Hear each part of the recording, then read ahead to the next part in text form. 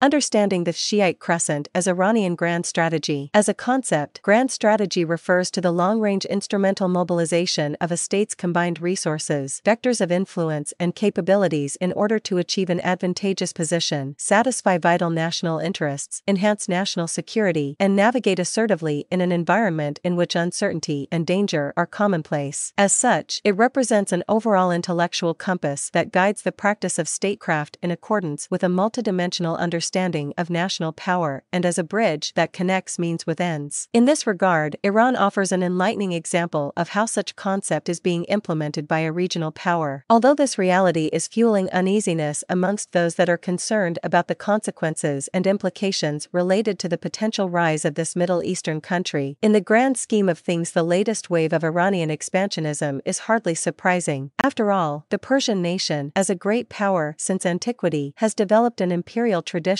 that is still a powerful source of pride. The ancient Persians had a sphere of influence whose reach went well beyond the Iranian plateau, and they often challenged the Greek city-states, the Roman Empire, and the Byzantines. There are internal and external factors that might derail Iranians' revisionist plans. The country faces complex domestic problems that, if not addressed properly, could lead to stagnancy and maybe even decline. Prolonged economic hardship and a strict theocratic regime could alienate large segments of younger generations who seek rewarding educational, professional, and leisurely opportunities. In addition, centrifugal forces, including dissident militias, separatist groups, and transnational networks of Sunni jihadists, lack the firepower and wherewithal to overthrow the regime of the Ayatollahs, but their hostile actions are irritants that create strategic distractions that prompt the diversion of resources that could otherwise be spent on imperial pursuits abroad. Plus, their agents have the political willingness and operational ability to undertake acts of both espionage or sabotage, especially if recruited as assets by hostile foreign intelligence organizations. Furthermore, the threat of military intervention to depose the Iranian regime or destroy its nuclear program represents a dangerous sword of Damocles for Tehran. After all, the fulfillment of Iran's geopolitical ambitions compromises the national security of regional heavyweights like Israel and Saudi Arabia, specifically since it would likely mean their dismantlement as national states. Not surprisingly, Iranian aggressiveness has provided a powerful incentive for Jerusalem and Arab capitals to join forces as strange bedfellows against a common enemy, a realignment that was unconceivable barely 20 years ago. Another challenge that needs to be taken into account is the feeble structural profile of the Iranian economy. Iran possesses abundant deposits of energy resources, including oil and natural gas, that provide both influence and profits. Yet, Tehran has no way to control the volatile price fluctuations of said commodities in international markets, so prosperity and development cannot be taken for granted. Furthermore, lack of diversification, a constant brain drain, and an overall absence of the most promising sectors of the Fourth Industrial Revolution limit the prospects of growth, competitiveness, and development. Additional problems that have negative economic ramifications in the long run include falling birth rates and the widespread abuse of illicit psychoactive substances, mainly opiates, whose effects are highly corrosive. This podcast is created by Kronos Worldwide Productions.